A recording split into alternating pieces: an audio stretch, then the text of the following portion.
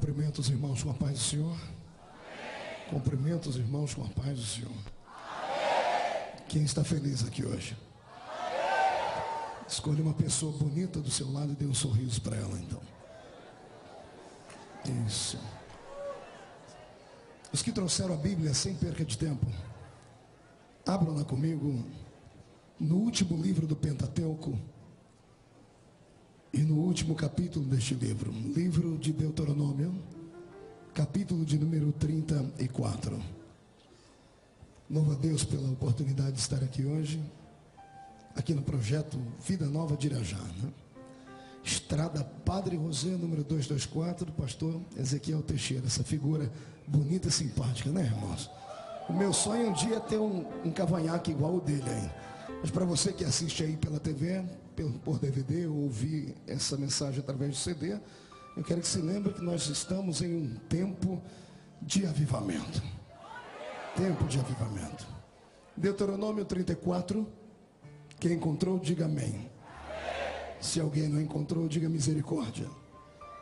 Está procurando na Bíblia, tem certeza? É o 5º livro da Bíblia, dei o endereço para você. O último livro do Pentateuco. Está escrito assim: E então subiu Moisés das campinas de Moabe ao cume do monte Nebo, que está em Pisga, que está de fronte de Jericó. E o Senhor lhe mostrou toda a terra de Gileade até Dan, e todo Naftali, e a terra de Efraim e Manassés, e toda a terra de Judá até o mar ocidental, e o Neguebe e a campina do vale de Jericó, a cidade das palmeiras até Zoar. E disse-lhe o Senhor: Esta é a terra que sob juramento prometi a Abraão, a Isaque e a Jacó, dizendo: A tua descendência a darei. Eu te faço vê-la com os teus próprios olhos, porém não irás para lá. E assim morreu ali Moisés, servo do Senhor, na terra de Moabe, segundo a palavra do Senhor.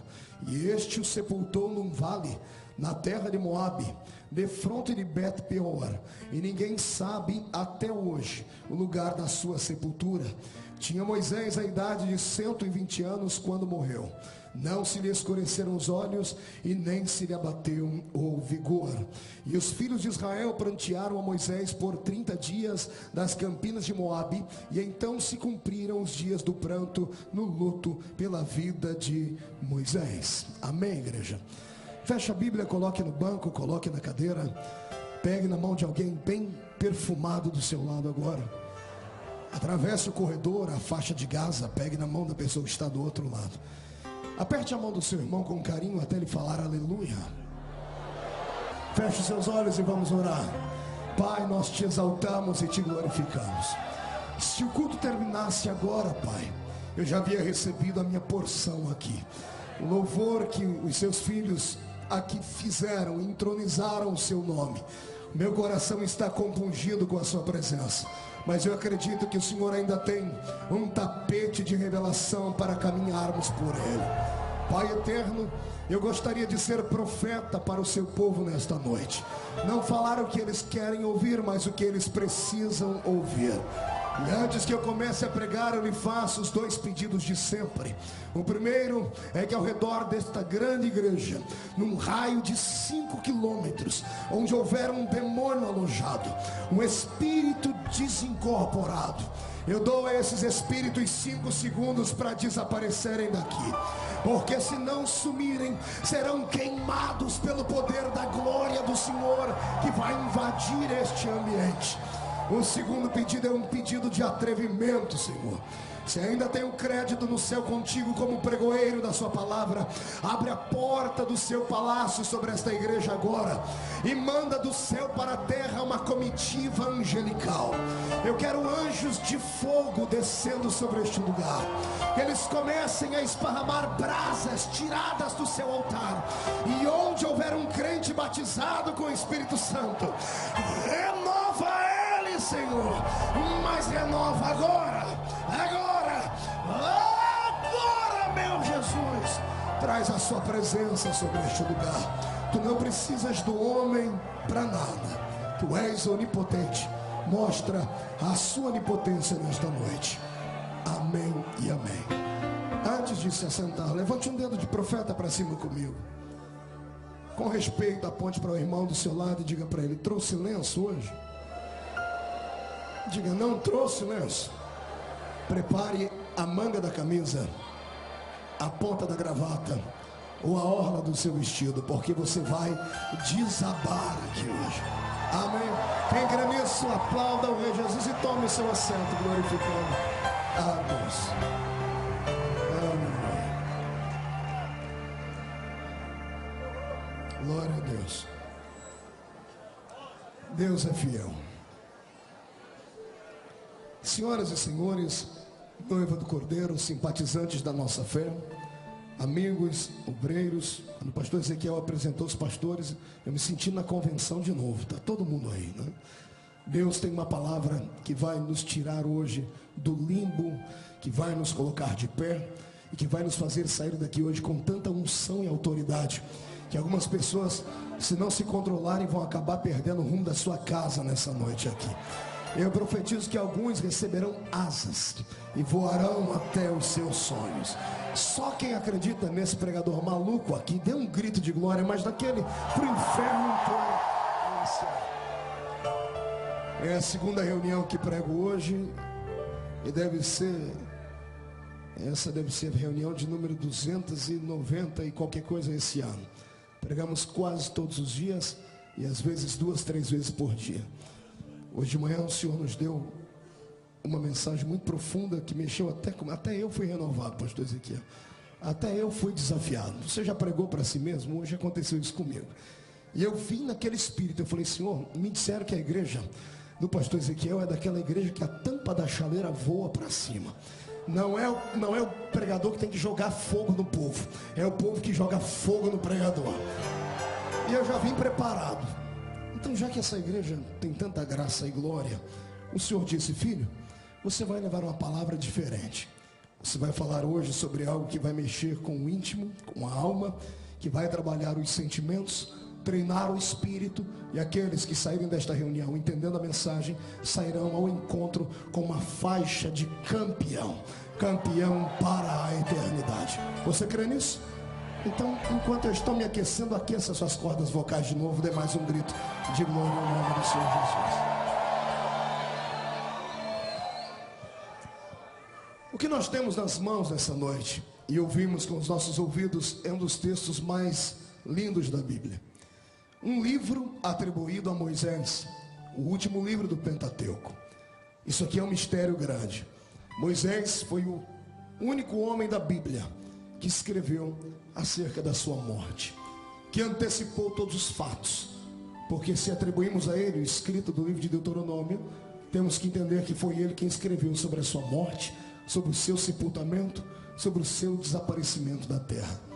A história desse homem acaba se confundindo com muitas histórias que estão aqui hoje reunidas. A vida de Moisés é no mínimo um marco, é no mínimo uma história interessante. É uma história tão compungente e emocionante que já virou marcas de livros, que já virou tendência para Hollywood filmar, que já virou páginas e páginas de redutos de escatologia, de teologia e de todas as ias que podemos entender. Moisés foi um homem diferente e diferenciado. O Senhor o escolheu. Ele nasceu num tempo de derrota, num tempo em que a nação completava 430 anos de aprisionamento na terra do Egito. Detalhe: quando entraram naquela terra, não entraram pela janela, não burlaram as leis, não entraram lá sem ter um visto de convite. Eles entraram na terra do Egito a convite. Entraram ali a convite de um faraó que se sentiu agradecido porque houve a interferência de Deus através da vida de um certo José. Não José do Egito, como pregamos, mas José no Egito.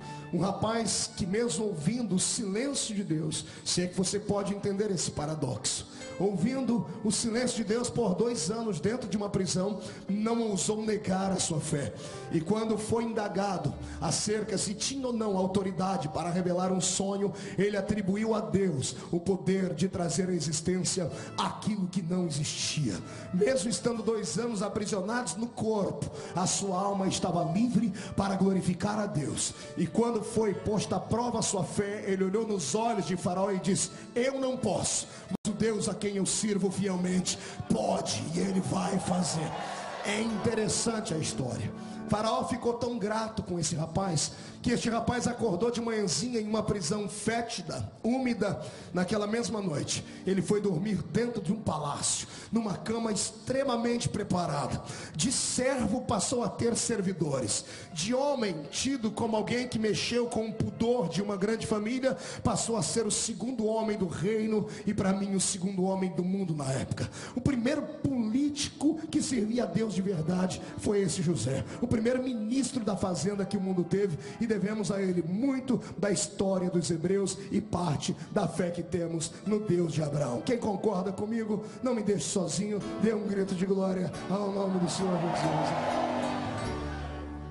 A história dele é interessante, porque ele nasceu em uma época de dificuldade, numa época em que ninguém mais queria casar, porque Faraó, esse Faraó maluco, insano, esse déspota que está vivendo agora, descendente daquele que foi grato a José, esse que agora está no trono, não conhece nada de intimidade, não sabe nada de aliança, não entende nada de pacto feito.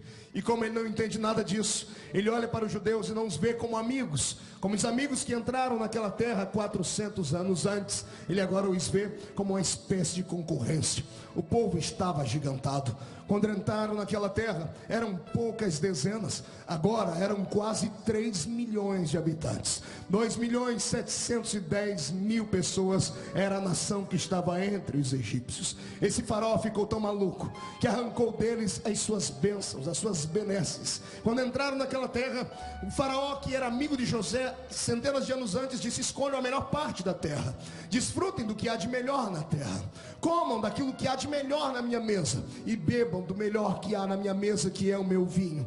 430 anos depois, eles não moram em casas de alvenaria, eles estão morando em tendas feitas pelas suas mãos, cozidas através de peles de animais, através de panos. Eles não vivem, eles estão tentando sobreviver, estão vegetando. Não comiam mais carne assada e nem as comidas apreciadas pelos egípcios. A sua comida agora era limitada a pepino e cebola e alhos. Não bebiam mais os vinhos caudulosos da terra do Egito, passaram agora a beber das águas barrentas do rio Nilo, passaram a ser humilhados. E nesse período de humilhação, a minha Bíblia diz que 2.710.000 homens e mulheres erguem um clamor ao céu. E se Deus escuta a oração de um justo, pense em 3 milhões de pessoas dizendo: não nascemos para ser escravos, queremos a terra prometida, temos a promessa do Deus de Abraão. E isso foi movendo o coração de Deus, e foi movendo o coração de Deus.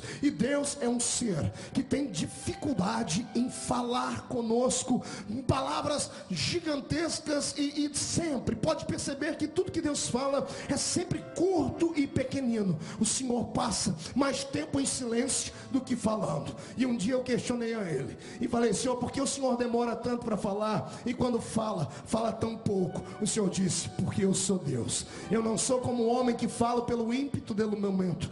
Eu não sou como um homem que fala pelos cotovelos, que fala uma coisa sentado e não sustenta essa coisa de pé. Eu sou Deus, eu sou alienado à minha palavra. O que eu falo eu sou obrigado a cumprir, por isso falo pouco, mas o que eu falo eu faço, o que eu prometo eu cumpro. Quando eu resolvo falar, não tem braço que faça a minha voz voltar atrás. E antes que eu termine esta sentença, eu faço uma pergunta: há alguém aqui que tem uma promessa de Deus em vigência que ainda não se realizou? Alguém que tem mais de uma promessa? Levante as duas mãos. Eu profetizo que o tempo do jejum, do silêncio de Deus termina nessa noite. O que Ele prometeu vai acontecer. Quem acredita nisso, dê um brado de vitória para o inferno inteiro.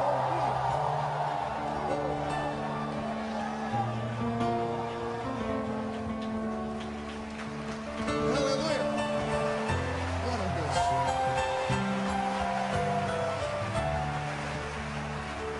Glória a Deus. Eu sou igual carro, viu? É difícil pegar, mas depois que pega a gente vai embora. Nesse tempo de clamor, o Senhor olha na terra e procura entre as 12 tribos de Israel uma tribo que tivesse coragem, coragem para ir contra o pensamento de Faraó, que havia decretado agora uma lei marcial dizendo: os judeus não vão mais prosperar na terra. Se nascer um filho homem, vai ter que morrer. Como nenhum judeu queria ter filha mulher, porque para eles isso era uma espécie de peso da mão de Deus. Quem conhece o Velho Testamento sabe que o Velho Testamento é extremamente machista, e o valor de uma mulher entre os hebreus equivalia à condição dela gerar filhos ou não. Se a mulher gerasse filhos, ela tinha um valor. Se ela não gerasse filhos, ela era amaldiçoada. Se gerasse filhos, tinha que ser homem, porque se nascesse um homenzinho, ela era aplaudida pelo marido. Se nascesse uma filha mulher, ela era quase que rejeitada. Você conhece a doutrina que está escrita no livro de Levítico para eles. Uma mulher, quando tinha uma filha mulher, passava 40 dias impura. Quando nascia um menino, era apenas 7 dias impura. Era a divergência que havia. Esse Faraó, unido a Satanás, cria uma das piores condições já impostas por um líder à terra. O primeiro infanticídio da história nasceu com esse homem, e ele foi, para mim, um desgraçado miserável, filho do cão com a pombagira junto, irmão. Era o cão desse Satanás aqui. Desculpe me desequilibrar, mas é quando eu vejo o que ele fez, me dá vontade. A sorte dele é que eu não posso voltar no tempo, senão eu ia dar tanto tapa na cabeça dele que ele ia perder o rumo da terra do rio Nilo, amado. Esse infeliz decretou agora uma das piores coisas que a humanidade já havia visto até então. Ele disse que nenhum judeu podia ter filho homem. Não podia ter filho? Não ouvi, não podia ter filho? Se não podia ter filho homem, nenhum judeu queria ter filha mulher. Ele criou uma história, uma sentença para acabar com a história de Israel. Ele tentou terminar com a etnia dos hebreus, porque agora ninguém mais queria casar. Porque se casassem, não havia métodos contraceptivos, não tinha como escolher o sexo do bebê. Se nascesse uma menina, traria vergonha para a família. Se nascesse um menino, faria com que o menino fosse morto e o sangue cairia sobre aquela família. Esse Faraó fez uma estratégia que parecia ser impecável. Ele só não contava com a coragem de uma tribo.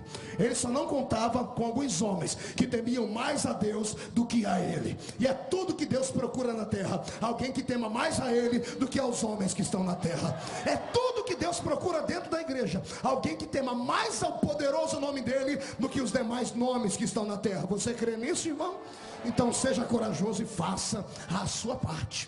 Lá está agora Deus olhando para a terra. Bem, precisamos de um milagre. Ninguém mais quer se casar. E a minha Bíblia começa em Êxodo 2 contando milagre. A Bíblia começa dizendo lá assim, olha: e veio um homem da tribo de Levi, e desposou uma moça da tribo de Levi, e tiveram um filho. Eu dei muita gargalhada quando o Senhor me trouxe essa revelação, porque eu conheço a Bíblia, e eu sei que a tribo Bambambam de Israel era a tribo de Judá. Tanto é que quando falamos, não falamos leão da tribo de Efraim, não falamos leão da tribo dos levitas, falamos leão da tribo de... porque deles viera a descendência do nosso Salvador. Mas neste quesito para a libertação do povo de Deus, nem aqueles que eram da tribo de Judá tiveram coragem de fazer alguma coisa. A minha Bíblia é saliente, ela diz: veio um moço da tribo de Levi, e desposou uma moça da tribo de Levi, engravidaram e tiveram um filho. Aqui o Senhor me dá uma revelação que, se você crer, você vai ter que voar comigo agora. Ou aperta o cinto ou solta ele de uma vez, porque você vai decolar comigo. Eu descobri que em tempo de aprisionamento, só uma tribo na igreja funciona: a tribo dos adoradores, a tribo dos levitas, a tribo daqueles que não tem vergonha de adorar a Jesus, de gritar, de falar que o Senhor é bom e ponto final. Você que pertence a outras tribos, a tribos mais ricas, a tribos mais importantes, a tribos tão importantes que você não pode se sentir tão feio ou desequilibrado como você acusa o irmão do seu lado esquerdo, porque ele pula o irmão da direita, porque ele sai correndo na igreja, me perdoe. Deus conta hoje com a tribo de adoradores, e aquele que adora sabe que a adoração tem que ser espontânea, explícita e carregada de graça. Eu quero saber onde estão os levitas de Deus aqui hoje. Então tire o pé do chão para adorar.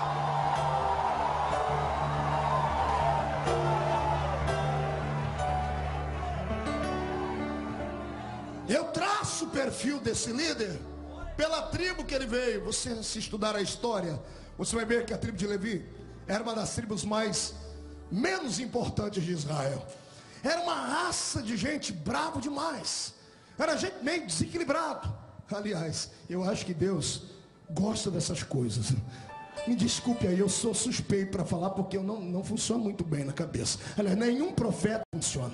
Todo profeta tem cara de louco. Dá uma olhadinha do seu lado aí para você ver. Você vai ver.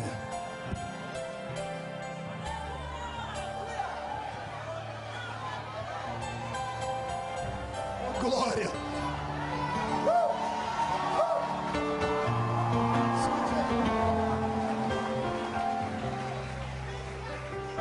Quando Israel criou aquele bezerro de ouro desgraçado lá na frente, o Senhor disse: Moisés, eu quero que extirpe esses adoradores. E Moisés: Senhor, eu não dou conta sozinho. O Senhor disse: grita aí, deve ter alguém aí no meio que não adorou esse bezerro miserável.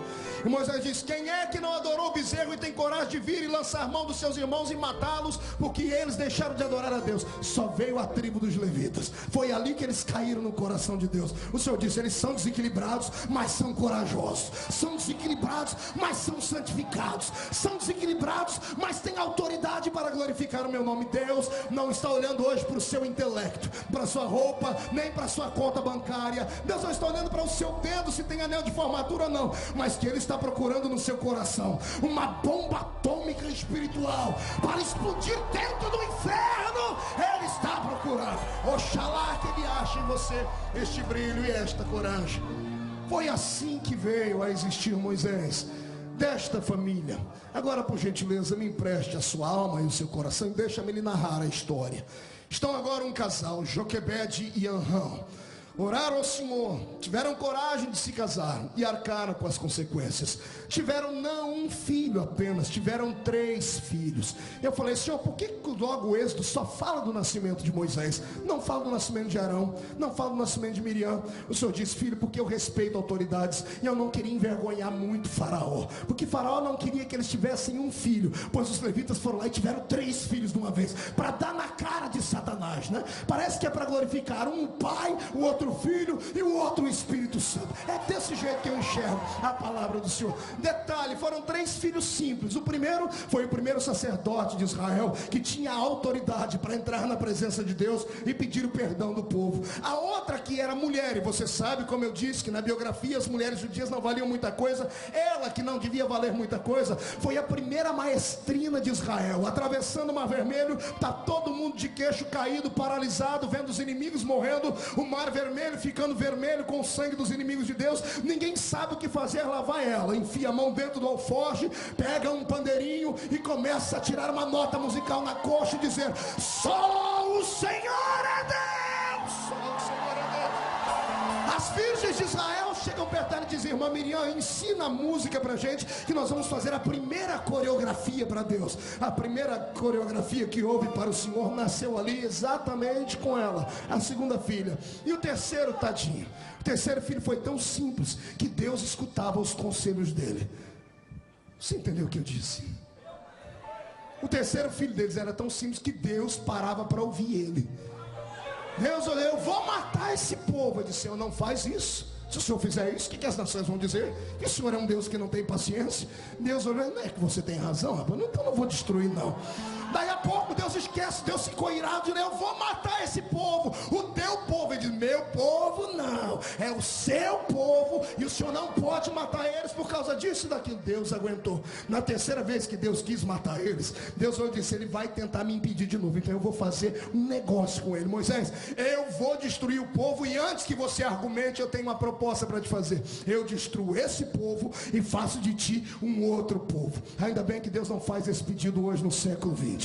Ainda bem que Deus não pergunta para você, né? Olha, se você quiser, eu mato todo mundo à sua volta e crio uma outra igreja, porque se ele fizesse, ia ser uma desgraceira só, não é?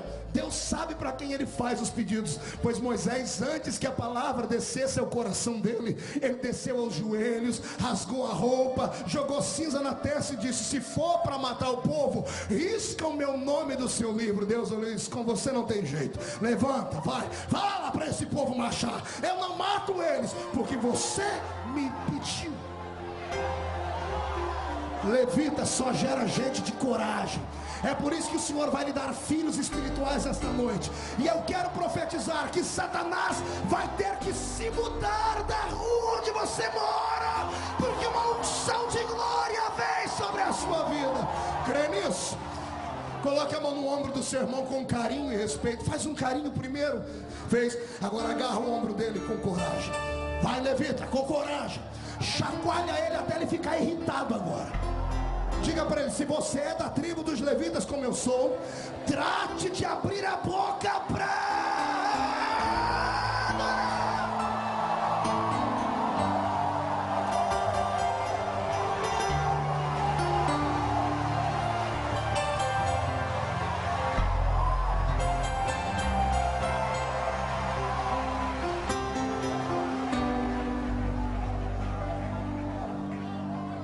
Joquebede está grávida. 9 meses de angústia. 9 meses esperando para saber o que é que vinha. Se era menino ou se era menina. Eu imagino ela chegando do trabalho árduo, junto com seu esposo, Arão, entrando dentro da casa gigantesca de 2x2, olhando para aquela cama de marfim feita no chão com trapos, os 2 filhos, um para um lado, o outro para o outro, na mesa de madeira dentro daquela tenda, 2 cuias com sopa feita de lavagem que sobrava da mesa de Faraó, tomando água barrenta do rio Nilo, a silhueta dos seus corpos tremeluzindo na parede por um candelabro que iluminava. Eles haviam acabado de trabalhar. Ela mexendo a sopa, não conseguindo comer, e o marido dizendo: que foi, filha? Come, porque temos que trabalhar amanhã. Ela dizendo: tá difícil. Por quê? Porque o meu ciclo menstrual parou de novo. Estou sentindo meu corpo ter reações como da última vez que eu fiquei grávida. Parece que nós vamos ter outro filho.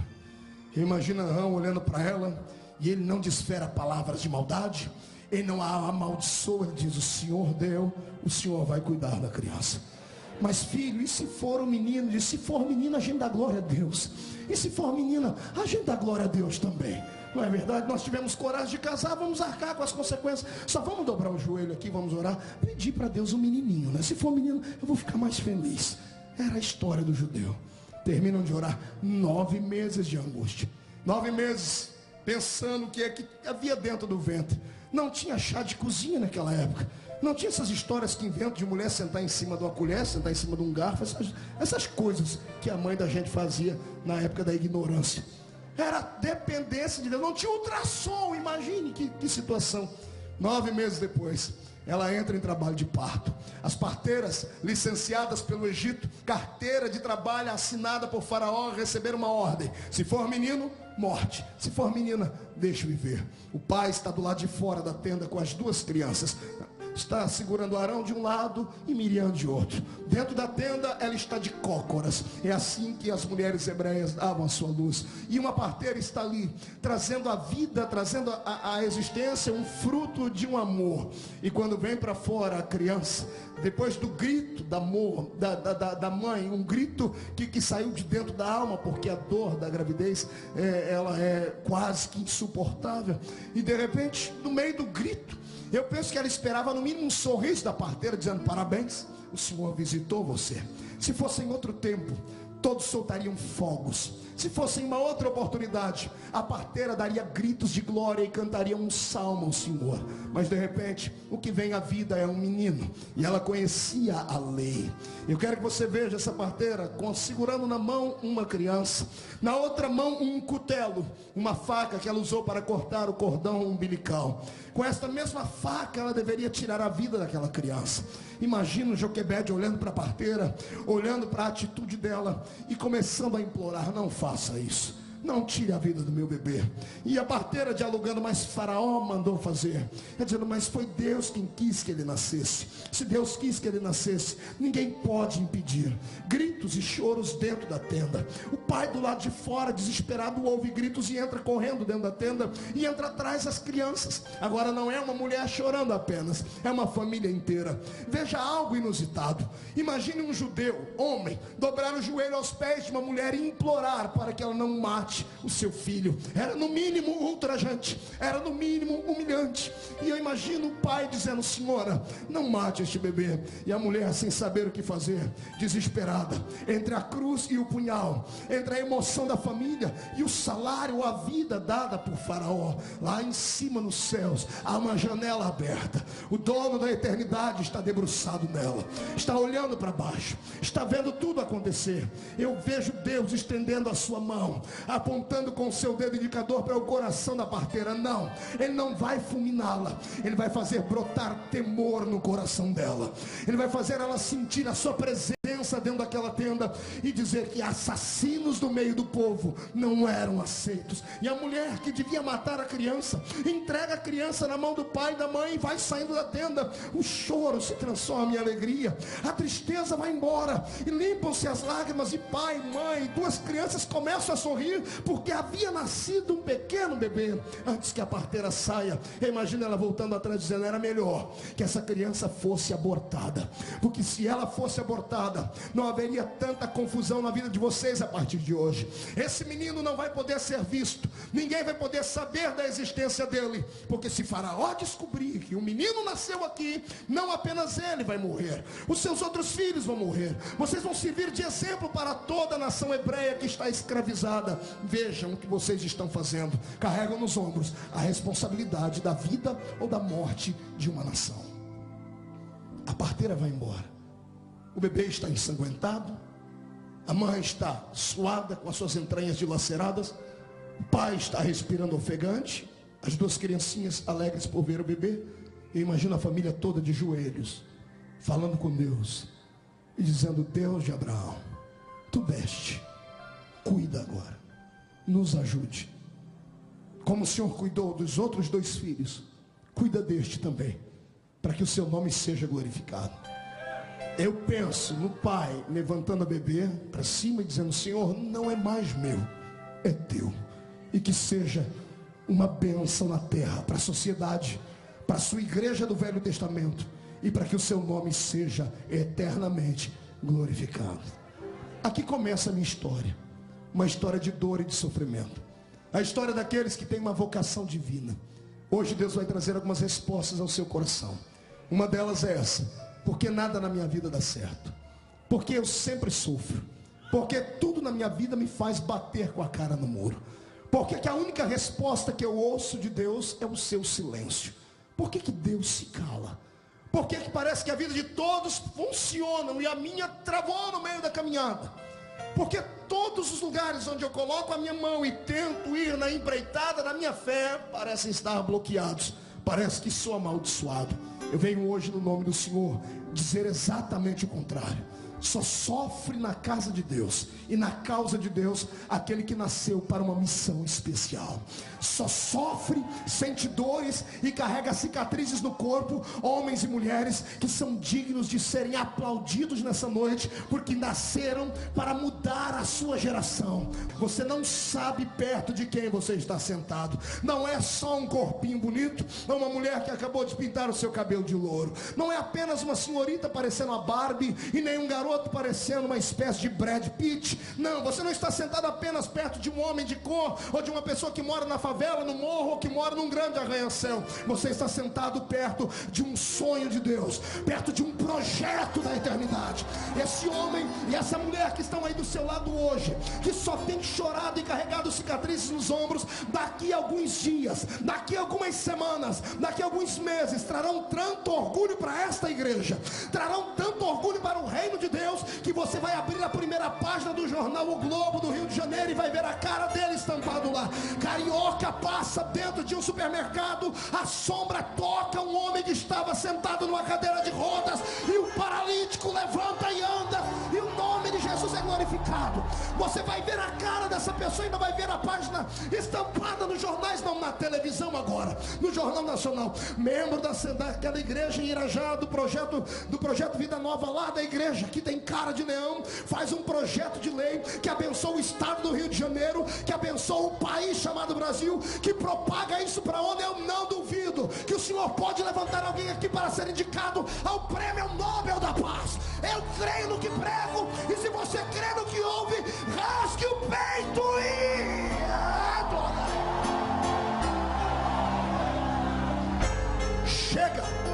chega de vir para a igreja pensando que é o verme do carrapato. Chega de vir para a igreja se arrastando, pensando que é o patinho feio da história. Para de ficar olhando para o espelho todos os dias com um lencinho na mão e sentindo pena de si mesmo. Você não foi escolhido para isso. O Senhor investiu na sua vida e investiu muito alto. O meu Jesus jamais investiu em lugar errado. Sabe por que ele nunca comprou uma sepultura para ele? Sabe por que ele teve que ser enterrado numa sepultura emprestada? Porque ele jamais investiria naquilo que ele não teria mais utilidade. Para que comprar uma sepultura se 3 dias depois ali ia ficar vazia? Sabe por que você está aqui? Porque você é o projeto do investimento de Deus. Você é muito mais do que pensa. Se você crê nisso, bate no peito agora. Eu quero ouvir barulho. Bate no peito, murcha a barriga, estufe o peito. Olhe para a pessoa do seu lado e diga: eu não sei você. Diga: eu não sei você, mas eu sou especial. Não, se é especial, diga: eu sou especial. Diga para o seu irmão: você ainda vai ouvir falar muito da minha vida e da minha história. Se você crê no que você acabou de dizer para si mesmo, então sinta a majestosa presença do Deus que te escolheu aqui nesse lugar.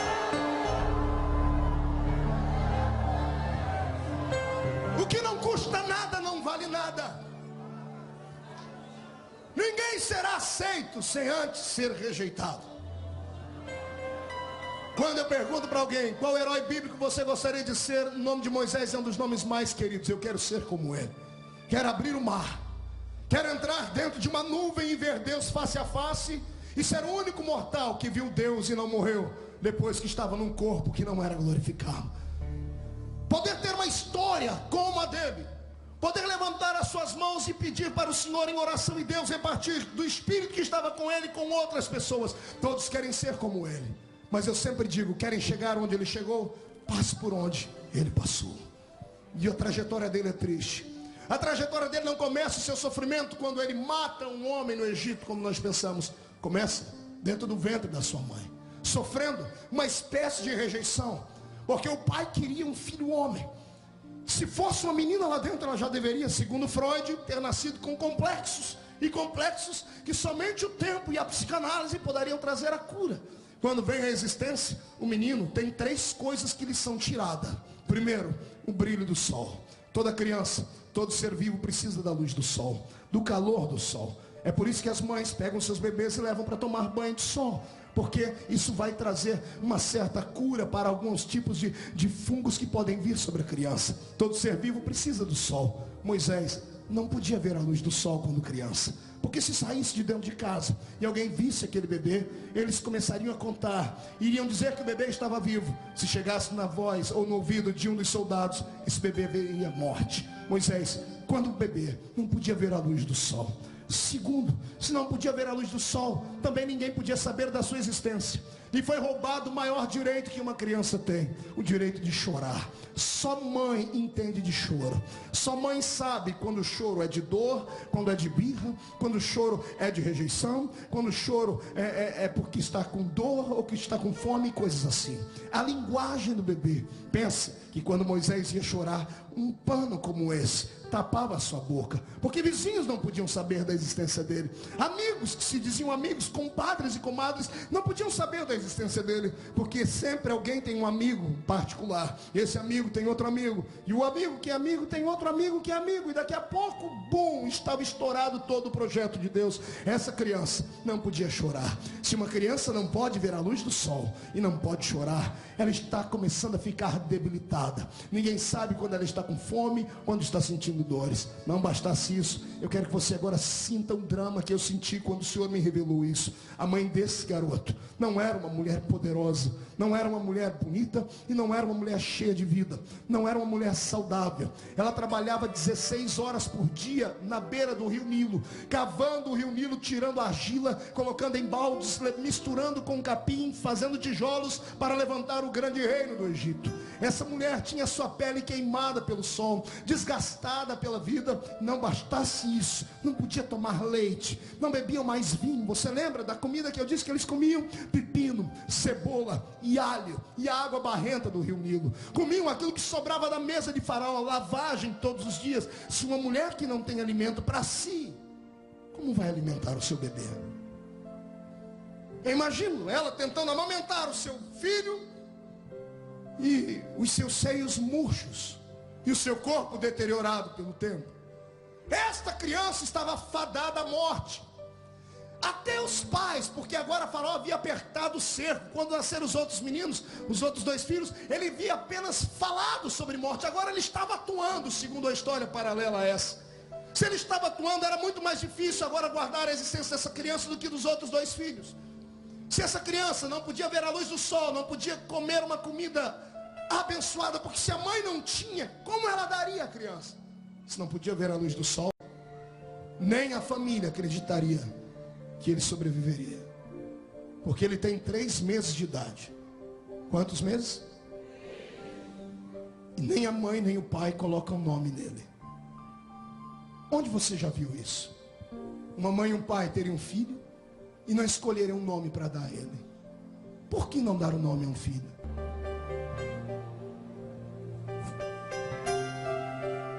Quando você coloca nome em alguma coisa, você acaba se apegando a ela. Cria-se intimidade, amor, carinho. Não colocaram o nome naquela criança para quando se vissem livres dele, não sentissem falta. 3 meses depois, a família esperava a morte do bebê. Era isso que eu creio que iria acontecer. Sem luz, sem comida, sem poder chorar. A criança era para estar debilitada. 3 meses depois, o Senhor a surpreende. Entra na família, a minha Bíblia diz, e o bebê estava formoso, saudável e bonito. Aí eu tenho que encher o meu peito de ar para glorificar a Deus. Porque quando Deus quer, não interessa mais quem não quer. Porque quando Deus escolhe, não me interessa quem vai se levantar para perseguir. Quando Deus vai com a cara de alguém, pode se levantar quem quiser. Levantam para cair. Não tem homem na terra, não tem anjo no céu e não tem demônio no inferno capaz de bloquear o projeto que Deus escreveu para a sua vida.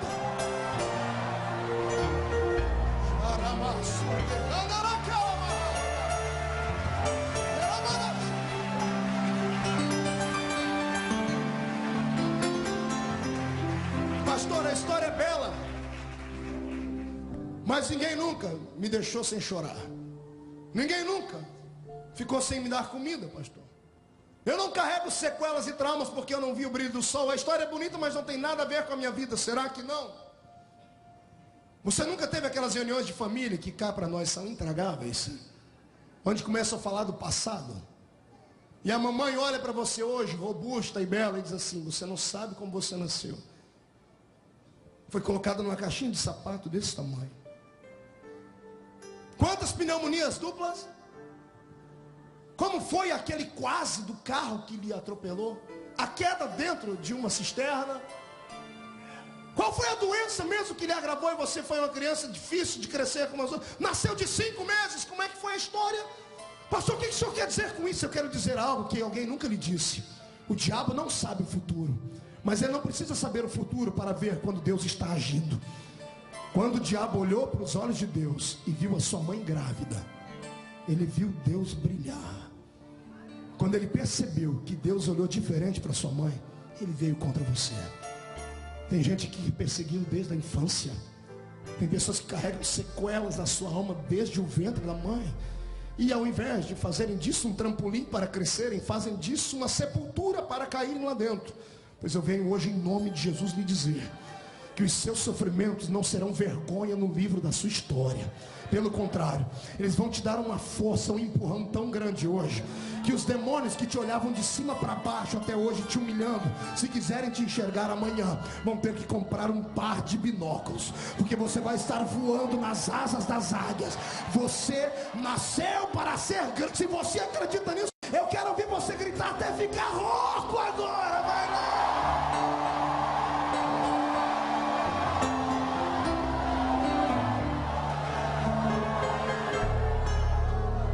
Chega de frequentar o psiquiatra.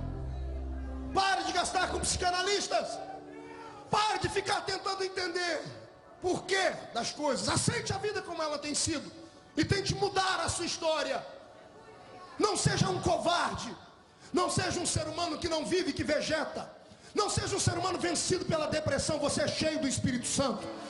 Eu li sobre a depressão em um site americano. A maior autoridade sobre esse assunto diz assim: a depressão é um estado de espírito, é uma doença na alma. Se é uma doença na alma, pode tomar todos os remédios que forem. Esses remédios vão mexer apenas na sua adrenalina, vão lhe colocar de pé ou lhe fazer dormir. Mas depois, quando passar, a dor vai permanecer. Você é cheio do Espírito Santo. Como pode um crente cheio do Espírito Santo ficar deprimido? Eu ordeno que esses espíritos que te prendem arrumem as malas e caiam fora da sua existência a partir de agora. Ah, pastor Marcos, o senhor não sabe da minha história. Pare de se lamentar, ou coisa ruim. Pare de ficar olhando, de vir para a igreja, procurar aqueles profetas de plantão, já com o lencinho na mão, ficar na frente do púlpito assim, esperando uma palavra revelada. Você anda com um caderninho no bolso, tem o telefone de 800 mil profetas. Fica ligando para isso toda hora, irmão. O que Deus tem para mim falar? Deus tem para te falar que você, para você tomar vergonha na cara e se levantar do chão, porque você não foi feito para cair. Derrota não é coisa de cristão. A Thalita cantou aqui. Ah, Jesus. Ah, pastor, o senhor fala isso porque o senhor é um rapaz bonito. Obrigado. O senhor se veste bem, muito obrigado. Mas quem vê cara não vê passado. Eu tinha todos os motivos do mundo para ser pior do que você 1 milhão de vezes. Nasci de uma família tão torta que só o carpinteiro de Nazaré para endireitar ela, pastor. Minha mãe, com 15 anos de idade, aprendeu uma profissão macabra. Ela era fazedora de anjos. Sabe o que é isso? No interior, lá onde eu nasci, na Vila Tatu. Não ria, por favor. Eu falei para não rir. Ela abortava bebês. Ela aprendeu essa profissão porque ficou órfã. Foi morar com uma mulher que fazia isso. Mamãe tinha no currículo dela a morte de mais de 150 crianças. De filhas de empresários, de filhas de políticos a filhas de prostitutas. Ela tinha todo o equipamento. E quando eu tinha meus 5, 6 anos de idade, por descuido dela, ela deixou a porta do guarda-roupa aberta e eu vi toda a parafernália. Era de fazer qualquer homem que faz filme de terror ficar arrepiado. De arame, agulhas de tricô, ervas, remédios e coisas mais, para provocar aborto. Aí quando a mamãe engravidou de mim, ela namorava um português muito bonito e que não valia nada. Era o meu velho pai. Eu acho que eu herdei a minha beleza dele. Olhos azuis, 1,80 m, só no tamanho que não funcionou, mas... E ele disse para ela: se esse menino nascer, eu largo de você porque eu tenho família. E a minha mãe, obediente, foi no hospital e tentou a primeira vez o aborto. Tentando o aborto, foi levada às pressas para o hospital ensanguentada. O médico conseguiu segurar a gravidez. Passou algum tempo, ela tentou de novo o aborto, porque o meu pai continuou insistindo: se ele nascer, eu paro de cuidar de você. Ela voltou para o hospital machucada de novo, o médico segurou de novo e disse: olha, está com sangramento grande, essa criança é forte demais, não quer morrer. Na terceira vez que ela entrou, o médico sentou com ela e disse assim: moça, não tente mais, porque agora ele já está grande e vai prejudicar a sua saúde. Se ele morrer, morre você também. Essa criança está toda machucada, a cabeça está cheia de ferpas, de buraquinhos, de picadas. Não sei como é que ele está vivo ainda. E a minha mãe um dia em casa, num surto de ira, começa a esmurrar a barriga, dizendo: por que eu não tiro essa desgraça de dentro de mim? Minhas tias contaram essa história. E minhas tias que não eram crentes, e não precisa ser crente para saber quando o milagre está em andamento, disseram para ela: se ele não morre, é porque alguém lá em cima não quer que ele morra. Nasci, fui 8, 9 meses dentro de uma estufa, todo machucado. Eu era garoto, tinha os meus 7 anos de idade, e eu ganhei um presente, uma caixinha de engraxar sapato. É o meu troféu, tenho ela no meu escritório até hoje lá. Uma caixinha de engraxar sapato. Ela era tão grande e pesada quando eu era garoto, e hoje ela mal cabe no meu ombro. E quando eu olho para aquela caixinha de engraxar, eu tenho boas memórias, boas lembranças, e algumas tristes. Uma delas foi de um dia que eu entrei na casa de um cidadão lá na minha cidade, chamava Doutor Amador. Vou parar por aqui porque não existe só um, tem vários, né? Se ele assistir a fita, ele não vai se sentir ofendido. Mas era um homem importante da minha cidade.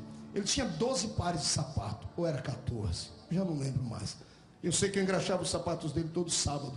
E um dia engraxando o sapato dele num canto, ele com a família aqui numa mesa almoçando, eu vi quando ele disse para o garoto, o filho dele, o Júnior, dizendo assim: filho, você tem que aproveitar a vida como seu pai tem. Tem que se alimentar, tem que comer, tem que estudar. Eu vi quando o pai dele disse: está vendo aquele garoto ali? Eu sempre fui muito curioso. Meu olhinho estava ali olhando na caixinha de engraxar sapato, mas as minhas anteninhas estavam ligadas sempre. Estava captando tudo que estava acontecendo ao redor. E aquele homem disse para o filho dele: está vendo aquele garoto? Não tem pai. No meu RG eu trago até hoje o nome do pai, 2 risquinhos. O famoso filho bastardo. Só tem o nome da mãe. Ele disse: está vendo aquele garoto? Não tem pai. Sabe qual é o futuro dele? O futuro dele é ser um trombadinha. Ele mora aqui em cima em 2 cômodos, em 12 pessoas. Era assim que a gente morava. Era uma tribulação, pastor Ezequiel, de noite. Tinha vez que eu acordava e ia coçar minha perna. Eu gritava: mãe, eu estou coçando e não estou sentindo a minha perna. E a minha tia gritava: você está coçando a minha perna. Era tristeza. A gente era tão pobre que panela e pinico era tudo a mesma coisa pra gente. Você ri porque não era você. Ô tristeza. Ai Jesus, cada lembrança. E eu me lembro que ele disse aquelas palavras, disse que eu seria um trombadinho. Aquilo entrou dentro do meu peito e eu quase explodi em choro. Eu terminei de engraxar os sapatos, fui para casa, esperei minha mãe chegar do trabalho. Minha mãe trabalhava de doméstica e o restante da família na roça, na lavoura. Quando minha mãe chegou, eu disse: mamãe, eu vou ser trombadinha quando eu crescer. Minha mãe não sabe ler nem escrever até hoje. Ela olhou para mim e disse: por que você está perguntando isso? E eu comecei a chorar. Disse: porque o doutor que eu engraxo o sapato disse para o filho dele que eu vou ser trombadinha quando eu crescer. E minha mãe olhou para mim, levantou meu queixo e falou: pare de chorar, moleque. Pare de chorar. Eu disse: mas mãe, ele disse que eu vou ser. Minha mãe disse: você vai ser aquilo que você quiser ser. A escolha é sua. Eu vou tentar te estudar até onde eu puder. Vou tentar fazer de você um homem digno. A escolha é sua. É você quem sabe o que você vai ser. É você quem vai traçar a sua história. Se você quiser ser o que ele disse, você será. Mas se você quiser ser um homem importante, você será um homem importante. E minha mãe estava certa. Tem 3 anos que eu vou contar. Eu estava no aeroporto de Ribeirão Preto, bem vestido, usando a minha pastinha. Chegou um cidadão de cabelos brancos perto de mim: eu lhe conheço de algum lugar. Eu falei: não me lembro do senhor. Ele disse: você mora onde? Eu disse: em Orlândia. Ele disse: eu sou de lá. Eu disse: qual é o nome do senhor? Ele disse: Amador. Eu olhei nos olhos dele e disse: doutor Amador, eu lembro do senhor. Você é filho de quem? Qual doutor lá da cidade é seu pai? Eu falei: nenhum doutor. Ele olhou para mim: você me conhece como? Eu disse: eu engraxava os seus pares de sapato. Eu era aquele garoto. Ele olhou para mim e disse assim: o que aconteceu com você? Você é vendedor? Eu disse: muito mais que vendedor. Segura as palmas. Ele olhou assim: o que você virou? Você virou político, com todo respeito? Eu disse: sou um pouquinho a mais do que eles. Você é empresário? Eu disse: meu pai é dono de tudo que o senhor já imaginou na vida. Eu disse: que sua mãe casou de novo? Eu disse: não, eu fui adotado por Deus. Eu disse: eu sou um ministro do Evangelho de nosso Senhor e Salvador Jesus Cristo.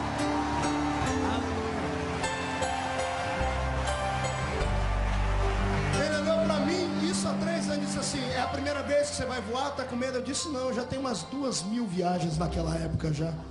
Oh, você vai voar para onde? Você está indo para São Paulo? Eu disse: não, eu acho que eu estava indo para Londres naquela época. Você já viajou muito? Eu disse: naquela época era só 30 e poucos países, hoje já são 53. Ele disse: o que aconteceu com você? Eu disse: tudo isso graças ao Senhor. Eu disse: mas eu nunca te ajudei com dinheiro. Eu disse: não, mas o Senhor me ajudou com palavras. O Senhor disse para o seu filho que eu seria um trombadinha. Ele engasgou. Ele quase infartou. Ele tentou dizer não. Eu falei: doutor, não estou lhe acusando, eu quero lhe agradecer. Peguei na mão dele: muito obrigado. Porque aquelas palavras me fizeram perguntar para minha mãe o que eu seria. E a minha mãe disse: você vai ser aquilo que você quer ser. E eu falei: mamãe, eu vou ser alguém importante, eu vou trazer orgulho para dentro de casa. E hoje, por misericórdia de Deus, dentro da cidade onde eu moro, imagine, lá na Vila Tatu ainda, eu sou um ilustre cidadão cosmopolita. Moro lá, mas viajo pelo mundo. O prefeito toma café comigo. O deputado da região me liga toda semana para ir orar com ele. O maior empresário da cidade me liga para pedir conselhos acerca de finanças. Por quê? Porque Deus tinha um projeto na minha vida. E o diabo, o infeliz, está lá arrancando um restinho de cabelo que sobra na cabeça dele. Ele pegou já 500 milhões de demônios para fazer projeto para me destruir. Ele vem de cá com 1 milhão de projetos. O Senhor vem só com uma espada e corta ele pelo meio. Eu não nasci para ser capacho. Você não nasceu para ser cauda. O Senhor te fez para ser cabeça. Eu profetizo que o Senhor vai te dar tanto força, tanta glória nesta noite, que você vai voltar para casa cheio, mas tão cheio que quem encostar em você vai receber a mesma unção que está sobre a sua vida. Você acredita nisso? Olhe para o irmão do céu e diga para ele: pelo amor de Deus, entenda a mensagem e saia de dentro da caverna agora para adorar.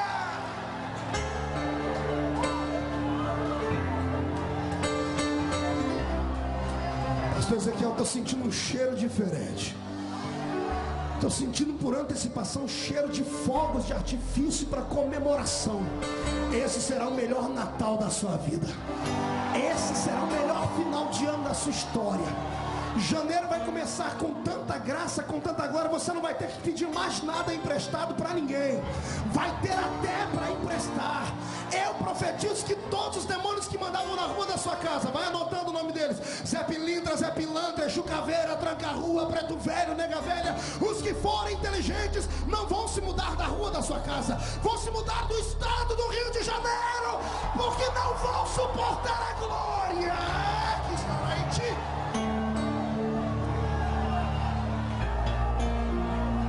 Por gentileza, disfarçadamente, de canto de olho, olhe para o irmão da esquerda. Ainda bem que eu falei que é para disfarçar, né? Eu falei que é para disfarçar, o irmão fez assim, né? É para disfarçar. O da direita agora. O que você vê aí do seu lado? Um perdedor?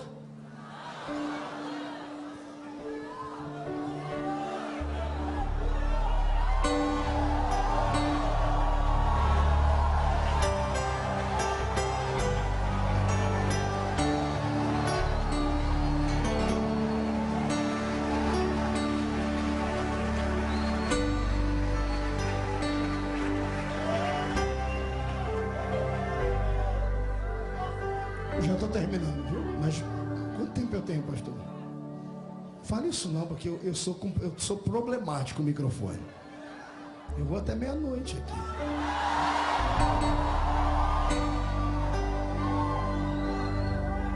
Olha para cá. Lá vem Moisés, 3 meses, sem nome, um indigente. Ninguém acreditava nele. Na terra, alguém lá em cima tinha lançado todas as fichas nele. Meu glória. Quando você nasceu, o que falaram? Qual o nome que te deram? Tem um homem da Bíblia que chamaram ele de enganador. Jacó. Meu pai me chamou de problema. Qual o nome que deram para você?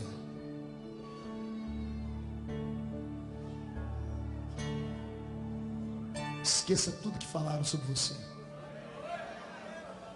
Pastor, me chamaram de Jacó. Fique tranquilo, qualquer dia desse Deus vem te contar qual é seu nome de verdade. Nem que seja no Val de Jaboque, você coxo de uma perna. Ele vai olhar para você e vai dizer: seu nome não é Jacó, você não é enganador, você é príncipe, é Israel. Você nasceu para brilhar. Pastor, e aí? Pastor, aí jogaram ele dentro das águas do rio Nilo. Como naquela época não tinha celular, Satanás tinha um outro método de comunicação, porque o diabo não é onipresente, não pode estar em todo lugar ao mesmo tempo. Então as informações que ele tem são truncadas e não é celular, é via demonecular. É um demônio, vai falando para o outro no telefone sem fio. Eu imagino um dia chegando lá onde ele está, pastor Ezequiel, olha, escapou um. E ele está onde? Está nas águas do rio. Mas vocês são trouxas mesmo. Ele está dentro das águas do rio Nilo. Vai lá, agita as águas. Ei. Se o diabo não respeitou Jesus na polpa do barco, dormindo, ele ia respeitar um bebezinho desse tamanhozinho. Mostra o tamanho do bebê para o seu irmão. Desse tamanhozinho. Fale para ele, desse tamanhozinho. Eu li um livro um dia desse, a história de Moisés, escrito por um filho do cão. que ele tentou ajudar Deus a fazer um milagre. Ele disse que Miriam amarrou uma linha no cestinho de Moisés e ficou na beira do rio. Coisa ruim. Meu Deus, precisa de ajuda de alguém para fazer milagre. Essa aqui não é a quarta do milagre. Você já sabe, Deus é mestre em milagres. Ele cria situações milagrosas, entende? O menino está dentro do rio Nilo. Imagina os demônios vindo, soprando, e vento de cá e vento de lá, ondas batendo no cestinho. Olha dentro do cestinho, tem uma criancinha lá dormindo, e estivesse acordada chupando o dedo, ou gritando, bué! Pentecostal de berço já, né? Ou minha mãe dizia, contos de mãe, que criança quando está paradinha no berço ou na cama, ela fica brincando. A minha mãe disse que os anjos vinham brincar com a gente. Então imagine lá Moisés brincando, dadá, gugu, e Deus lá de cima, dadá, gugu. Eu imagino os anjos dizendo, o pai enlouqueceu, brincando. A criança está para morrer, ele está dizendo dadá, gugu. Eu imagino, vocês não sabem quem é aquele ali, ó. Esse é o problema das criaturas. Eles só veem o presente. Deus olhava para ele e não via o bebê. Deus via ele com a mão levantada, aberta, e o mar vermelho aberto, e o povo atravessando. Deus via ele dar de dedo na cara de Faraó e falar, deixa o povo ir, ou você vai se ver com o poder do Deus que me vocacionou. Deus olhava para ele e enxergava o futuro. É isso que faz Deus te suportar, crente.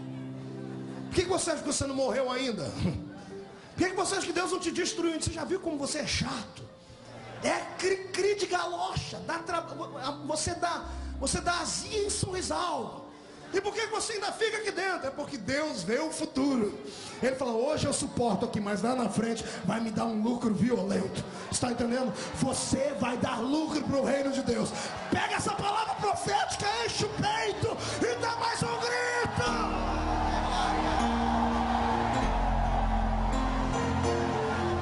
Estou terminando. Os demônios sopram, bate, tempestade. Eu imagino tudo acontecendo lá. Ondas. O rio Nilo não era um córrego, nem lagoa, era um rio com dezenas de quilômetros de extensão. E na sua profundidade, bem no centro, haviam redemoinhos criados pela própria ribanceira das águas. Eu imagino demônios tentando de tudo, dizendo, não dá para matar esse moleque, o cesto não vira. Por que não vira? Aí o Senhor abrindo os olhos dos demônios, e lá cuidando do bebê, um anjinho halterofilista, uma espécie de Arnold Schwarzenegger, um Rambo, uma espadinha na mão, só afiando ela. O que vocês querem? Esse bebê não. Alguém lá em cima diz que é um grande homem. Nele só toca se passar por cima de mim. Sabia que as águas do rio Nilo eram cheias de leviatãs? Levi o quê? Não fui renovado, irmão. Não fui renovado. Leviatãs era o nome dado aos crocodilos. Crocodilos eram um jacarezinho de 3 metros de comprimento. A boquinha aberta, engolia um homem em fase adulta. Se os demônios entrarem em porcos, você imagina os demônios entrando nos crocodilos. Imagina 2 crocodilos endemoniados. Eu posso conjecturar. E lá vem eles com a bocarra aberta para engolir o cesto. Quando chega a 1 metro do cesto, a bocarra faz assim, ó. Crocodilos endemoniados conversando entre os dentes. Um olhando para o outro dizendo assim, o que aconteceu? Que a nossa boca fechou. O outro dizendo, olha o tamanho da mão que está segurando. Onde é que você acha que o anjo que fechou a boca do leão fez um estágio antes? O anjo que fechou a boca do leão fecha a boca de urso, fecha a boca de crocodilo, fecha a boca de Satanás, fecha a boca do inferno. Você não nasceu para morrer, você é imortal. Você é imortal até que se cumpra na sua vida todas as promessas de Deus. Se alguém tem promessa de Deus ainda, faz mais um barulhinho só para alegrar o coração.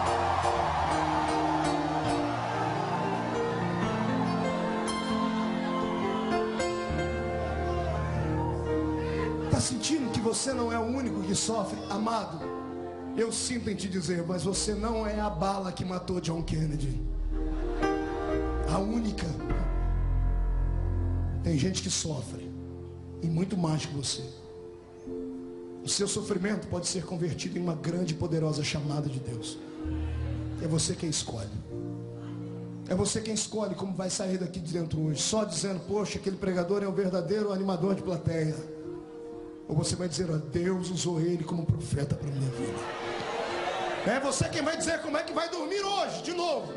Você vai dormir sentindo saudades das pessoas que estavam do seu lado, se sentindo um bichinho de Jacó, escondido num canto, tomando o seu leque chotã. Ou se você vai dobrar o seu joelho e falar, Senhor, amanhã quando eu abrir os meus olhos, eu quero enxergar o meu futuro, Pai. Eu profetizo. Meu pai antes de morrer me ensinou uma sentença: quem pode manda, e quem tem juízo obedece. Eu posso hoje porque eu estou com o microfone na mão, eu mando. Se tem juízo, me obedeça. Levante a mão e receba pela fé um telescópio espiritual do futuro. Deus vai colocar nos seus olhos a visão do que será a sua vida amanhã. E não será essa bagatela miserável em que você vive hoje. Eu profetizo que você, o seu ministério, a história da sua vida será grande. Os capítulos da história da sua vida estão apenas sendo escritos. O capítulo do sofrimento, do silêncio, da tristeza termina hoje. Começa um capítulo novo hoje. O capítulo da glória, da graça, da essência. Se você crê, tome posse, deposita no peito e fica de pé comigo, por gentileza.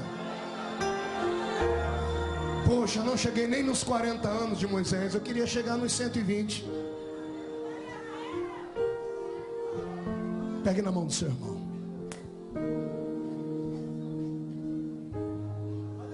Toque nele. Touch him. Pegue na mão dele. Eu conheço uma pessoa pelo toque da mão dela.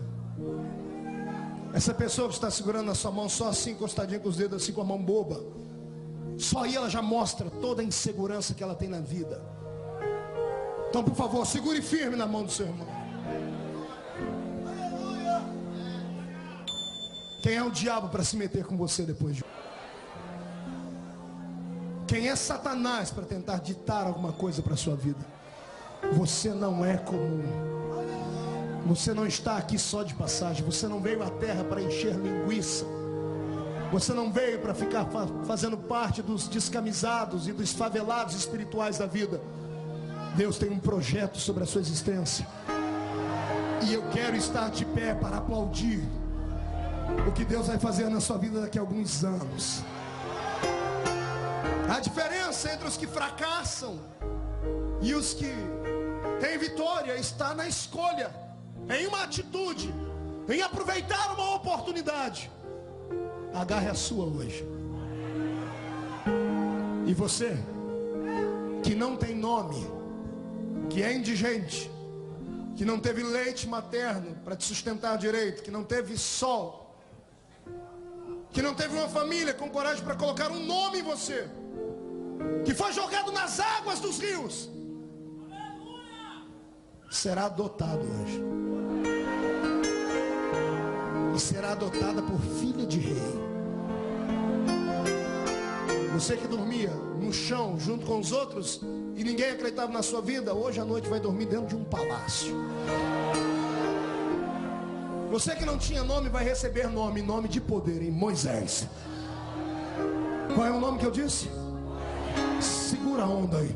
Moisés significa tirado das águas. Águas, a Bíblia tem um monte de significados, e um deles é luta, um deles é morte. Jesus pisando sobre as águas, Jesus pisando sobre os demônios e a morte. Você vai ser tirado da morte hoje. O Senhor vai te tirar do seu sofrimento e das lutas. Vai receber um nome que vai ser conhecido na história. E daqui a alguns anos alguém vai contar a sua história num púlpito como esse aqui. Eu te vejo de frente. Eu olho para você e te vejo brilhar. Resplandece, crente. O Senhor te fez para vencer.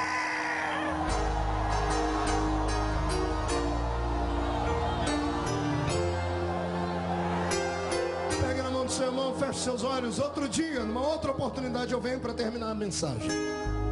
Ele tem 40 anos de idade agora e é filho da filha de Faraó, o futuro rei do Egito. Olha a vida de dentro do palácio. E por mais opulência que esta vida lhe dava, e por mais riqueza que ele tinha, uma pergunta sempre batia no peito dele. Um vazio sempre tomava conta dele. Enquanto o projeto de Deus não se cumprir na sua vida, esse sentimento de incapacidade, essa tristeza, esse nojo que você tem do trabalho, vai persistir. Pode ter a riqueza que for, você não é comum. Persiga os seus sonhos, mas deixe Deus me revelar a você os sonhos dele. O sonho de Deus é maior e melhor do que o seu. Posso ouvir um grito de glória a Deus? Solte a mão do seu irmão por um momento, feche os olhos. Eu vou fazer um convite para Ezequiel. Posso?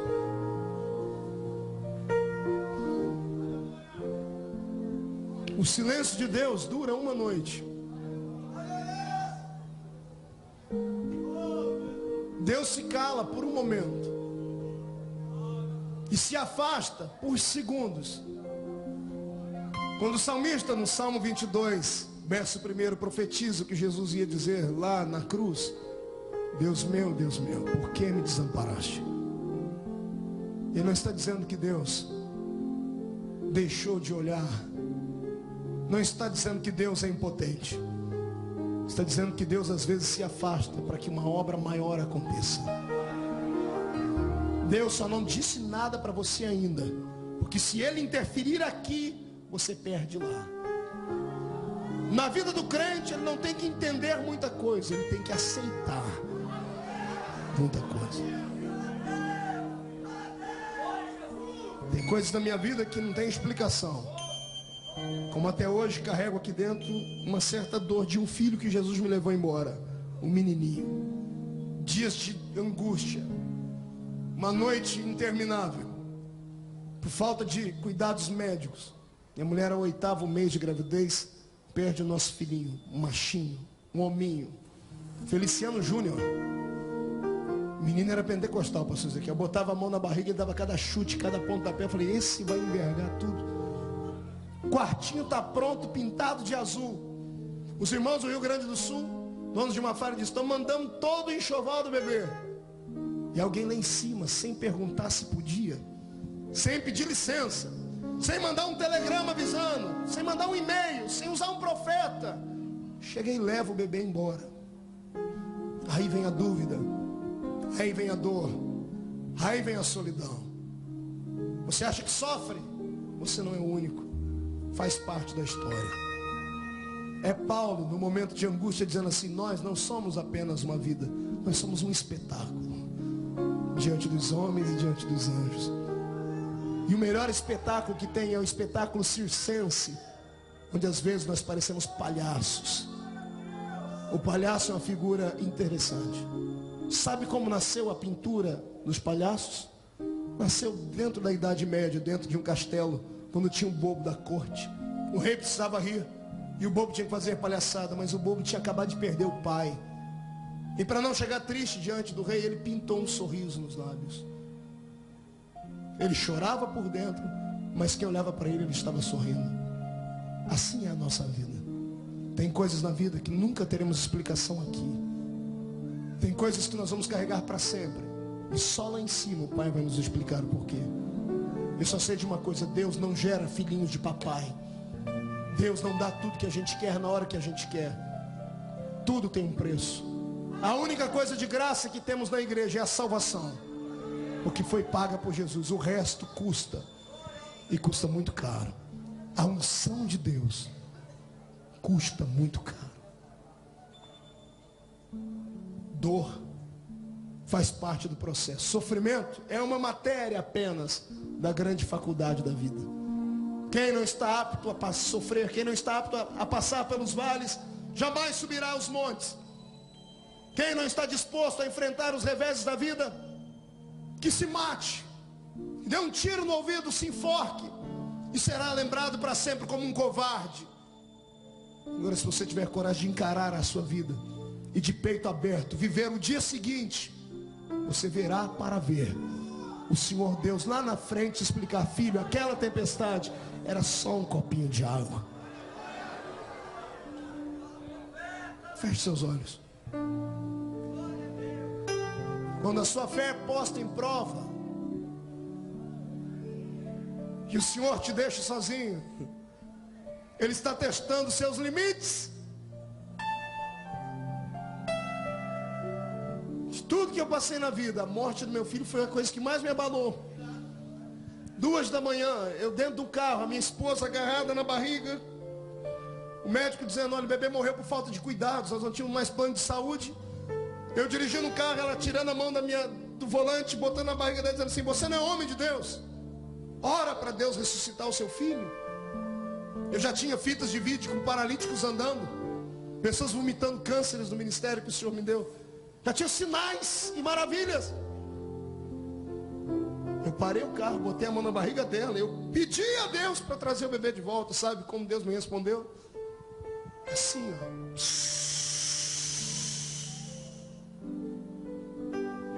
Silêncio.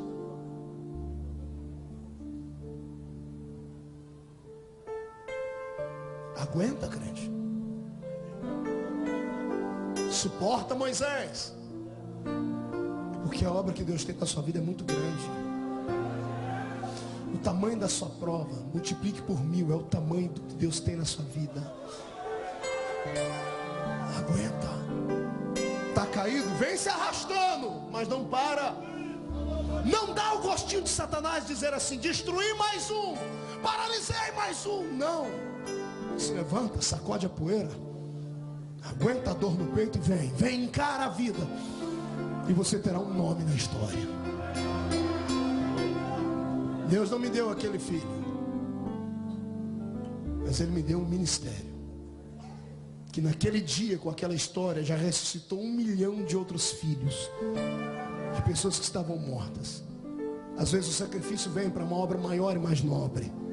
É por isso que Deus está te provando. Não, Ele não te abandonou, Ele só está em silêncio. E como Ele é invisível, a gente não sabe onde Ele está, mas Ele está mais perto do que você pensa.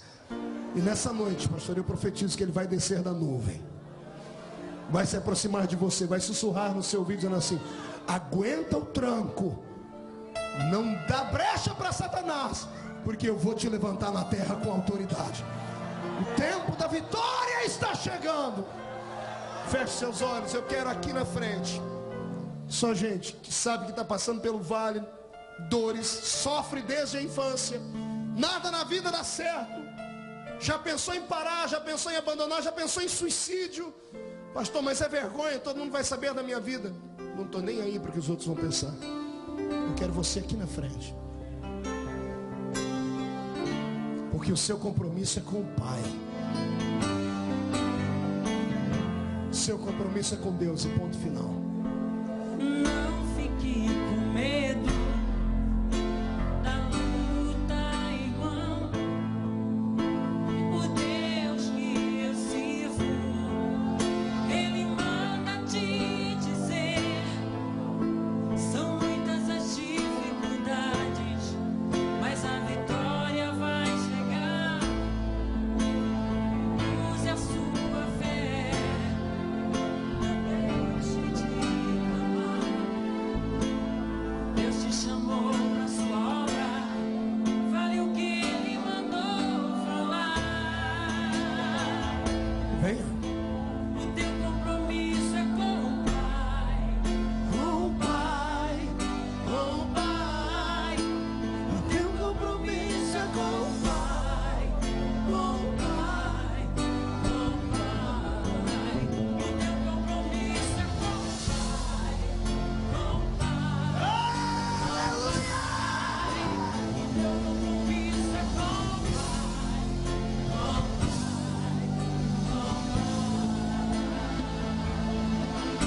Pegue na mão do seu irmão. Pegue na mão do seu irmão aí atrás. Não, na mão não, pegue no braço dele. Canta, Tabata. Na vida passamos por tudo, só em Cristo a solução.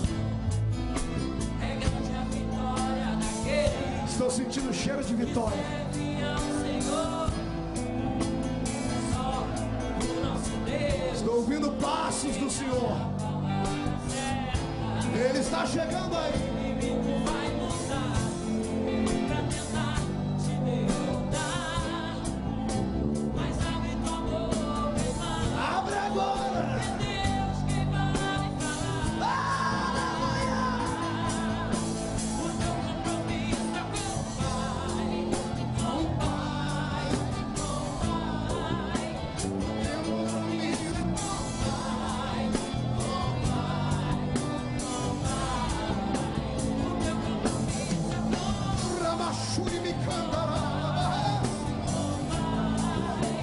Enche esse lugar com a sua glória agora, Senhor.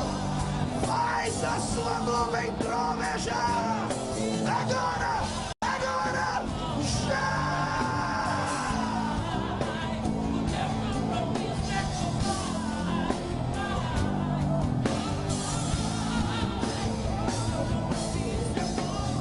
Ramassuri de Candarabaixa, teu compromisso é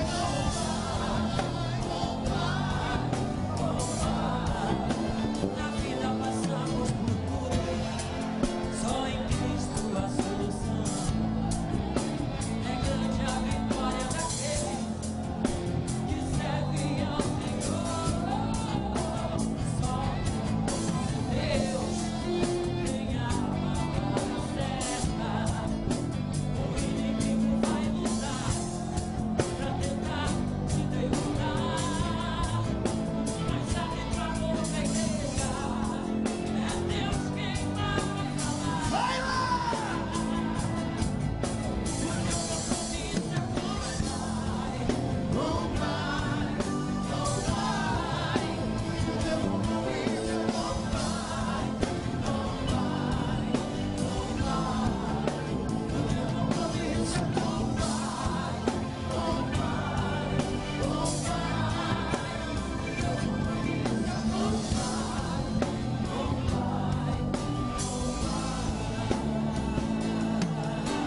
Senhor, essas vidas que estão na frente.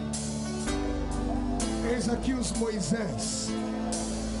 Eis aqui os guerreiros. Eis aqui os libertadores.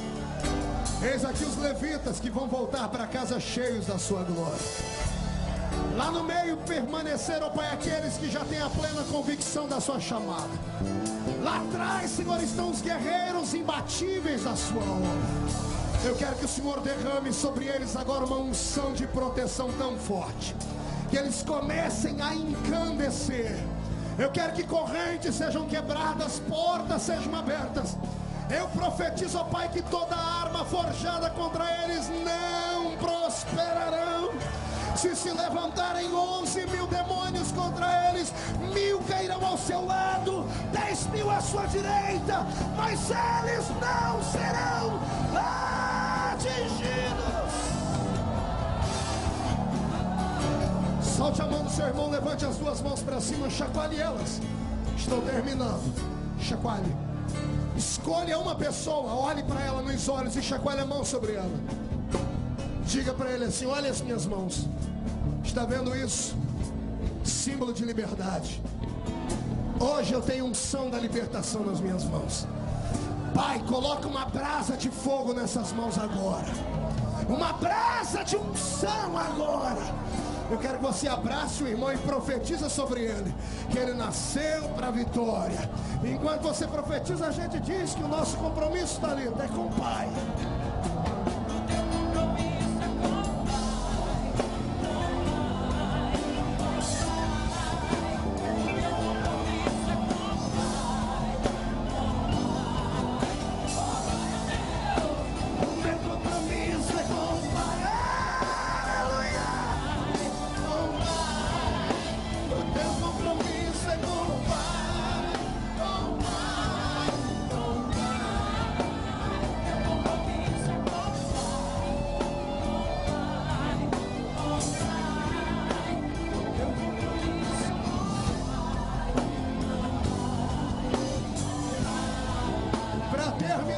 Direita para cima.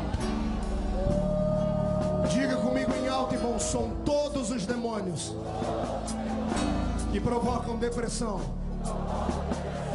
complexos de inferioridade, que destruíram os meus sentimentos, que roubaram os meus sonhos, eu ordeno agora, para a palma da minha mão, fecha sua mão. Fecha sua mão com autoridade, levante ela. Eu invoco a palavra profética de Jesus em Lucas 10 e 19. Eu vos dei poder para pisar sobre serpentes e escorpiões, sobre todo o poder do maligno. Eu conto até 3, no 3 você joga no chão e pisa em cima. 1. Começa uma nova história hoje, porque Deus não vai ficar mais calado. 1,5, a sua família será revestida da autoridade. 2, a sua igreja será revivada. 2,5, e seus sonhos serão realidade. 3, jogue no chão, pise em cima.